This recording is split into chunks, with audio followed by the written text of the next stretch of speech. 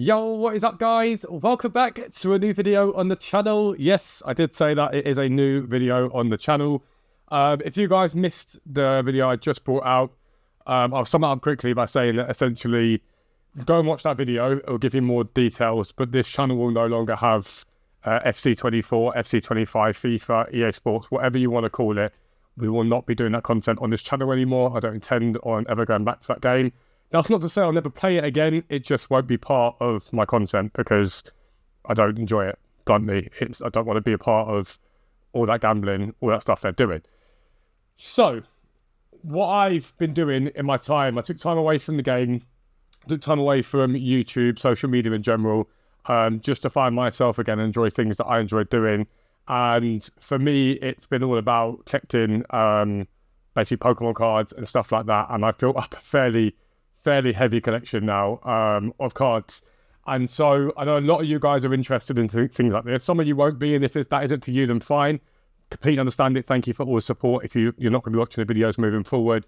But I've been collecting, been spending money, but I've been making a lot of money doing it. So if it sounds like something that interests you guys, whether it's Pokemon cards, sports cards, so stuff like, you get the Topps cards, Donruss, stuff like that, Chronicles, all those awesome sports cards with the autographs, Pokemon cards, Magic the Gathering, if you're that bothered about that, Yu-Gi-Oh, One Piece, everything I do will apply to that. I've spent very little, but I've built up a collection worth thousands already. What I'm going to be doing, though, is selling a lot of the cards that I bought as investments or whatever I bought them for to give you guys an idea of how I'm going to start. You're going to watch me build my collection from scratch now, basically. Outside of a few of the master sets I have up there, they're staying because I've done those. I'm going to keep them. I'm getting rid of a couple of master sets. I'll explain what they are in due course. But for the majority of it, it's going to be me basically putting together a brand new collection of everything. Now, there's two ways really I think you guys can collect when it comes down to any sort of collecting. You can collect for love and you can collect for fun. Okay, there's two things there. Collecting for love is basically you buy cards and those cards will stay with you forever and they're your cards, and no matter what happens, that's just what you want to do. I collect for fun. So I have cards that I do love and I'd never get rid of. But most of mine are high-tier Grail cards that I don't currently have, so I'm not too stressed about that. But I collect for the fun. I like to have all of my master sets. So up there, I have every card from each set, basically, in binders, which you guys will see when I do this is what I've got at the moment.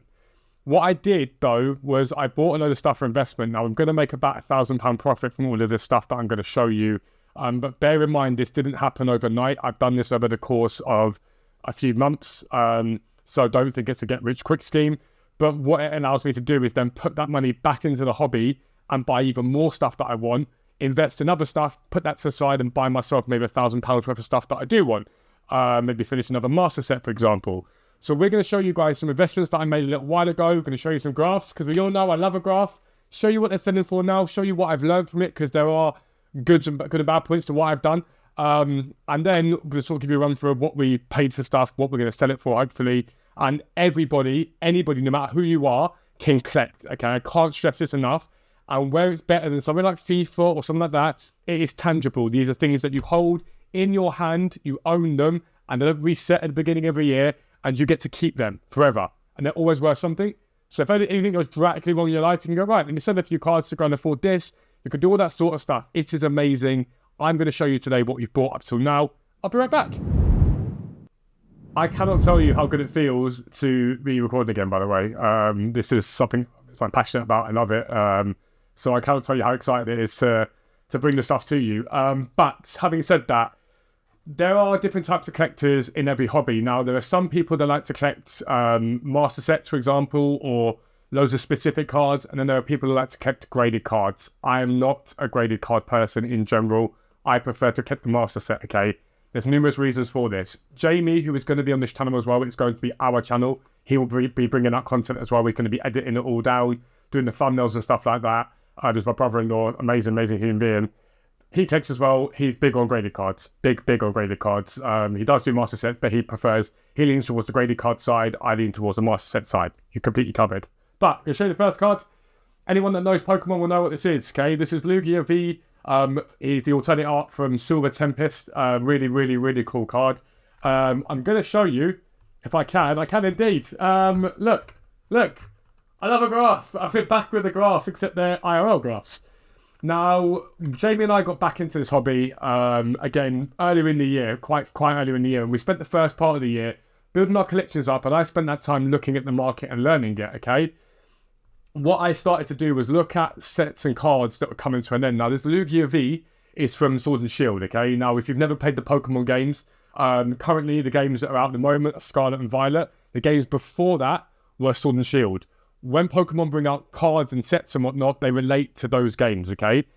What then happens, and you guys can probably put an analogy into FIFA, for those who know FIFA, those cards are in packs for a certain amount of time, they're printed for a certain amount of time, and then they stop printing them and they become more scarce. They start getting bought up off the market, and then they become rarer and rarer and rarer, and over time, cards go up in value.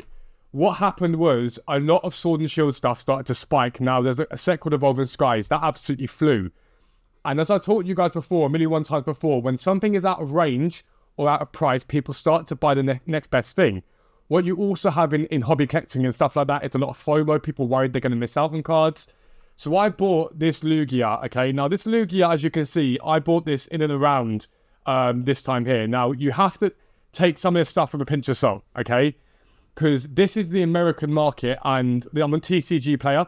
This is the American market, and as you can see on the American market, it says $173 was the average price for Lugia. That is not true. That is not correct. Remember, as I tell you guys so often, it's an average, okay? And that's an average of the prices they've got it listed on. But you can see there's one at 168 there, one at 150 there. I bought my PSA 10 as part of a deal with Jamie. We both bought a few cards each. I paid 165 for this card in a PSA 10. Now, if you don't know what a PSA 10 is, that means it is basically a perfect card. It's been graded by PSA, and they say that this card is basically as close to perfect as it comes, okay? Now, there are variances between PSA 10 cards. It's a difference.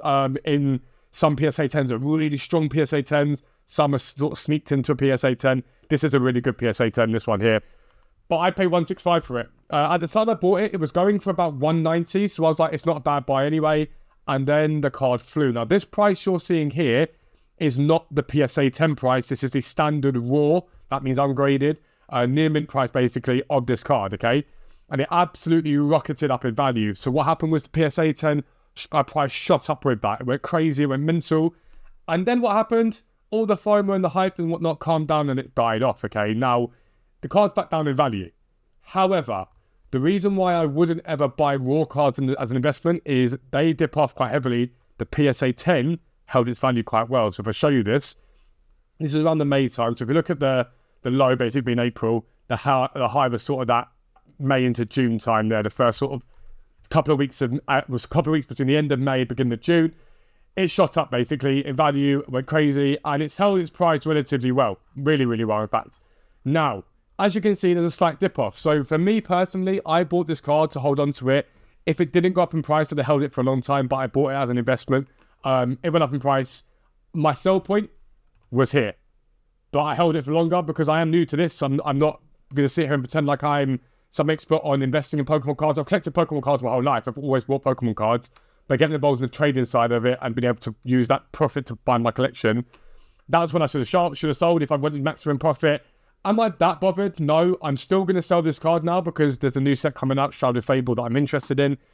So that will allow me to sell this for the profit I'm going to make off of it and get myself basically a couple of VTBs or get myself a load of the cards that I want from that set basically to complete the master set. It's that sort of my way of thinking about it. Now, you've got some people who don't like people that do that. I don't really care, to be honest with you. If I want to invest in cards, I'll do it.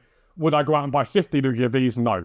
That's not what I'm about. I don't like buying up on the market. I'm doing a market buyout. Buying one of them, speculating it'll go up in price is fine by me. Always risk attached to it, but that's that. Next card I'll show you on the full camera, is this Charizard V from Brilliant Stars. Now, this card I may not sell because I'm torn with it. One of my Grail cards, Jamie will probably be able to bring it up on screen for you now, is the Charizard XY promo from Japan.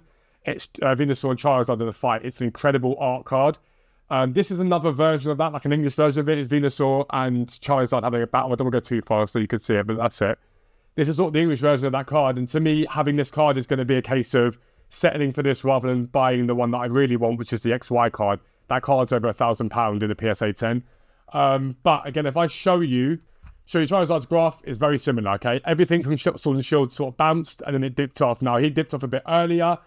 With Charizard, there was a bit more of a dip. You can see he's selling for 250 now. Now, this Charizard I paid 150 for. Selling for about 250 now, but there was a point where he was selling for a fair bit more than that. And if we look, you see 260 there. There's a £300 sale there. That sort of June period, May-June period, there were quite a few higher sales at 294 here, 315 there. I held too long, again, on him. Still going to make good profit on him. And again, I bought him below the price that he was selling for at the time, knowing there was Hyper Sword and Shield. And if I have to keep this card, I'm fine with that. I don't mind that one bit. That's fine. That's not the end of the world. From these two cards alone, though, once I come to sell them for the price that I want to sell them at, I'm looking at, give or take, maybe £250 to £300 profit, basically. That's going to go straight back into completing my collection and adding to my collection. And then there's some other cards here that I'll show you and give you rough estimates on. I will just show you Dragonite. The reason I bought this card is Dragonite's my favourite Pokemon, and he'll probably be staying with me. That's Dragonite X from XY. And the reason I bought that card was I just like Dragonite, so it's one of the best ones that I saw. Again, it was a no-brainer to buy him. This is an old card, 2016. I was really collecting at that time. And so his price is relatively stable. He sells for what he sells for. But his sort of graded card price, again, stable price, this was 40 quid. Someone was clearing out the collection and I paid 40 quid for it. So if I wanted to sell it, I'd make a profit out of it. But I don't know if I'll sell this one. I'm not going to argue at the moment. But again, they're up on, like, you can see small sales here, 54. They started to climb up here, 65. You can get, I've seen them on the Facebook groups for sort of 70 quid. So it's not too bad, basically. But I didn't show you that. I should have shown you that on the desktop, but basically it there. I'll show you, run it through. So you can see roughly the prices. You can see the difference. Remember, some of these are American sales, not the same market here in the UK. But other cards I've got, Jesse and James. This card again, Hidden Fates, really, really nice card. Got this in an Ace 10. I paid, I want to say 25 quid for that. I'll probably get 40, 45 for it when I sell it. I can cross-grade it with PSA to give it more value.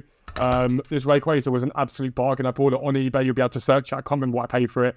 Didn't pay masses, and I'm already sold that card. It's already been sold now for 60 quid, so I'm happy with that. But again, I just picked up on eBay on bids, so you'll be able to search that card, but to find out that one with a number on it to know exactly what I paid for it. And then this Ho-Oh I bought at a card show. Went to a card show, Ho-Oh V from Silver Tempest, full art, Gem Mint 10. I only buy Gem Mint 10s. I don't buy 9s. That Ho-Oh V was, again, I'm really mad pick up. I think 25 quid at a card show with a guy towards the end of the day on a Sunday. Wanted to clear some more stuff out. So those cards there, I've probably got £300 to £400 profit in these cards alone once I come to sell everything. Bear in mind there will be fees involved in that when I come to sell. That for me is half of a master set for a set that I want, which is awesome. And master sets typically cost sort of £350, £400, £350, £750, £800 to complete, depending on the size of the master set. So they're my graded cards that I'm going to sell, and I'm going to show you a few of the bits that I've got, that I've bought and held on to, stuff that you guys can really get involved in. I'll be right back.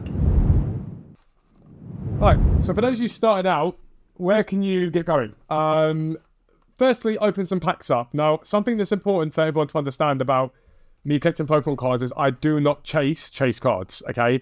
I don't buy 15 booster boxes in the hopes of hitting a amazing card. That's a fool's game, okay? When a full set comes out, a new set comes out, I'll buy a couple of booster boxes. That will enable me to complete most of the base part of a master set. Again, you'll see all this stuff in the long term. But I don't do that. Again, it's an element of gambling, in my opinion, that I'm not a massive fan on. So we don't go crazy on buying them, basically, and trying to chase that card. It's stupid. What I do is just pick up bits as I go. Now, this is an inconspicuous box of random cards. Now, in this box, I picked this up from a car boot sale. In this box, there are random cards in there. So there's like a Garchomp Holo. There's a Dark Arbok Holo. And then there's also loads and loads of common, vintage singles, basically. These are nothing special. They're nothing incredible. But there's a fair amount of them in here, okay? I went to the store and I paid a £5 for the whole lot, okay? I paid £5 for that whole lot of cards sitting in that box. Now, the Dark Arbok alone, this card here, is worth a tenner.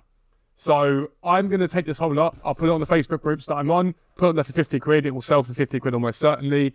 And I'll 10 times my money. And again, that money will go back into buying something that I actually want on this game. Simple things like that you can do. Random one that I picked up was this. I got this through work. You guys know my business is reselling and we do that sort of stuff. Pick this up, it just was thrown into a bundle that I bought and it's worth 40 quid. and it's a working original Pokedex from back in the day. If I can turn it on, it's a working original Pokedex. How cool is that? Again, so it's worth like 40 quid. I had used for it in terms of the aesthetic behind me for like the stream and whatnot and stuff like that, but I'm not going to do that. I'm not going to keep hold of that for 40 quid. I can sell that and get myself a Pokedex looking thing that's cheaper, that looks cool behind me. Then there's these Topps cards, all these vintagey old Topps cards here. Let me just try and show you some of them like that, probably better like that. Some of these are in great condition. They're ones that I picked up at random points, and other ones are in not such great condition. Again, my spend on these was about a £5. I'll probably get 30 odd quid for them, which is nice. But again, it's all about buying stuff that I know about to buy stuff that I want when I come to sell this stuff, okay? But I can't believe I'm about to say this. Some of you guys will know about a website or a marketplace called Whatnot, okay?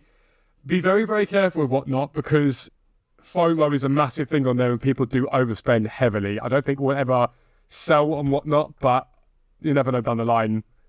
Just I'm not sure about Whatnot, but I have learned how to game Whatnot, and you can get some amazing deals on there. So I've got plenty of cards I could show you. I'm not going to show you absolutely every single card that I've got, okay? But I do want to show you one thing that I've got, and this is pride in my collection at the moment. But again, this will be going because I want to start collecting from scratch really for you guys to show you what it is. But it is an original Pokemon Jungle booster pack, okay? Now, I got this incredibly cheap. I got this in a stream for £120. Now, that might not sound very cheap to you guys, but it is incredibly cheap. It is in superb condition, and it was part of a box break. For those of you that watch any sort of trading card breaks will know that people will buy an expensive booster box, and they'll sell the packs in the booster box during streams or whatever it is. They'll make some profit for themselves, and you get the chance to open up a pack yourself, okay? What had happened in that stream was there weren't too many people left in the stream, and a lot of the heavy packs had gone. So there was like 6 of the heavy packs had gone. There was 12 packs left, so there was a good amount of heavies left in there, but they were all very, very light coming out. So I thought, sod it, I'll take a punt, and this was still light. It was an incredibly light box. Now, light means that there's a less of a chance of there being a holographic card in there. The old Pokemon cards, old Pokemon packs, basically. Now you've got these ridiculous arts on cards. Before that, it was just a holographic, made it special. He was basically auctioning them and whatnot, and I sneaked in at the last minute and thought, sorry, I'll get one for 120. And the reason I did this is these sell for 170 plus all day long, okay? Now, I can grade this, and if it gets as good a grade as I think it should get, which is probably a 9, it might sneak a 10, but I think with a little bit of a few issues on it, but it is in really, really neat condition. If it did sneak a 9, I'd get quite a bit for it. If it got a 10, I'd get a lot for it. I just thought, sorry, why not? Because I had money sitting there, and I thought, why not go and do it? Is that achievable for every single person that's going to start collecting? No. And would I recommend you do that when you first start collecting? No. But there are ways you can do. There are breaks you can get involved with that you can get these cards quite cheap or these packs quite cheap.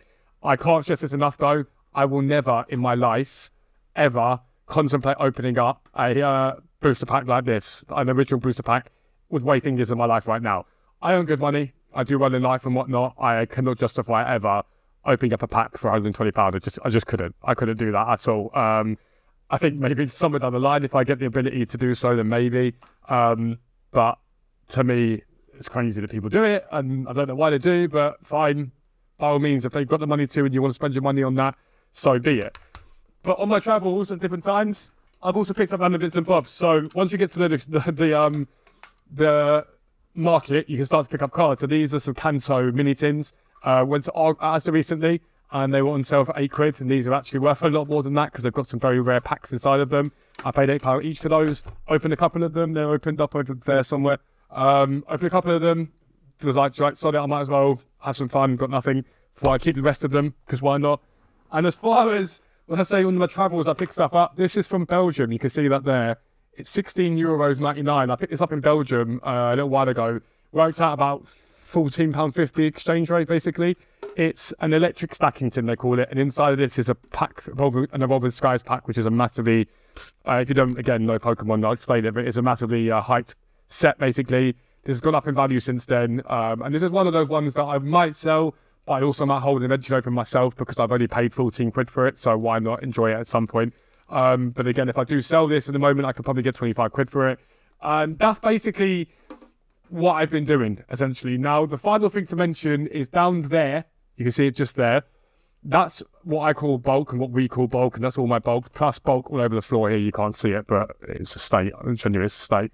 But there's all my bulk. When I open up booster boxes, when I open up booster packs, when I do random bits and bobs, and when I'm just out and about doing whatever I'm doing, I pick up bulk as much as I possibly can do. I get it from car boot sales cheap. I get it through work cheap. I just buy loads of it. And I stack it up and stack it up and stack it up. And eventually I then sell it as a job lot to somebody who wants to either give me sealed stuff in return for it, or obviously money in return for it, or cards that I want in return for it. It helps me build my collection up. And so I've got tons of bulk sitting there, bulk down there, loads of bulk there. I'll put that all together as a job lot with all of these hits that I've got. And these hits are nothing special, but there's tons of hits here. These are all just random hits from random packs. So Mimikyu's not really a hit, I wouldn't say, but like random bits. I put it all together, stuff that I picked up along the way, put some good cards in there, and I let someone else make some profit out of it. I'll go and sell that lot there for maybe 300 quid with all the bulk I've got. Someone will break that down and make a lot more than that, but I've got a lot more time than I do. Put that all together, make some money, and then I'll go and use that money to reinvest somewhere. I'll use that money to go and buy cards from my master set. What I won't ever do is be one of those dickheads that buys out everything they see. So let's say a card's rising, go and buy 20 of them. It's not for me. I don't like people that do that. It pisses me off. But if I'm like, right, there's a chance for me to either make a bit of money by buying one, or if I really want that card, then I buy into it at that point. And if it gets high enough, and I'm like, actually, I'm okay with selling that now because I can go buy 2 cards I like. That's the way that I do things, okay? All in all, that's pretty much everything I've shown you there. There's more to it as well. This being a master set that I completed by trading. I used a master set that I traded for this. This is Paldean Fates. I did the full master set basically by trading, doing random bits and bobs. Again, look up the set. It is an awesome set. It's not a set that I care about, but a lot of people do. So I spent time trading stuff. I spent time buying stuff cheap. Spent very little on that set, but I'm going to sell it for about £800. Someone will have the master set they want, and I'll make a good amount of profit out of it. All said and done, I'll make about £1,000 from the stuff that I've shown you, the stuff that I bought. There's a few other bits, obviously I can't show everything in a video, which I gone too long. That £1,000 will be the basis from the start of me again and showing you guys how I complete master sets. So the channel's going to start basically with that budget, and that will build up and build up and build up, and over time, I'll be able to build an amazing collection that you guys will be able to follow me with too. It's a lot to take in, I know that, but I wanted to clear out the shelves for the first video to show you guys what I've been doing, and those of you that watch my FIFA stuff to know how I do it, basically, and how I'm using the stuff that I show you guys on FIFA in real life. And I'm going to spend my time basically now building up a collection again and showing you guys what I do. Few things that you won't see massive on this channel. I will open packs on this channel when new sets come out that I'm interested in. I will open up packs, I will do that. But I will not open them up to the point where it's gambling and I'm trying desperately to get the really expensive card. It's nice to get expensive cards, but gambling is a fool's game. So I open up enough booster boxes that helps me complete the master set. So I get all the cards, the random little cards that aren't worth much, but I have to spend £1 on each card eventually. If I didn't do that, whatever I hit along the way, great. But this channel's more about the trading side of things, the collecting side of things, as opposed to showing you guys £4 million worth of packs in a video. It's not how I do things. It's never how I've done things. But that's it in a nutshell. £1,000 to get us started. The videos will start thick and fast now. They'll be coming out all the time. So check them all out. Thank you to everyone that does stick around. If you choose not to stick around, that is perfectly fine. I appreciate it more than you'll ever know to have got us to where we are now. But it's the brand new start for the channel. Jamie will be editing this video. Hopefully it'll be awesome as well. I'm sure it will be. And then, yeah, you'll meet him soon. It'll be awesome. All right. But for now, I'm out. If you're new around here, subscribe. Don't forget. But I'm out. Peace out. I'll speak to you soon.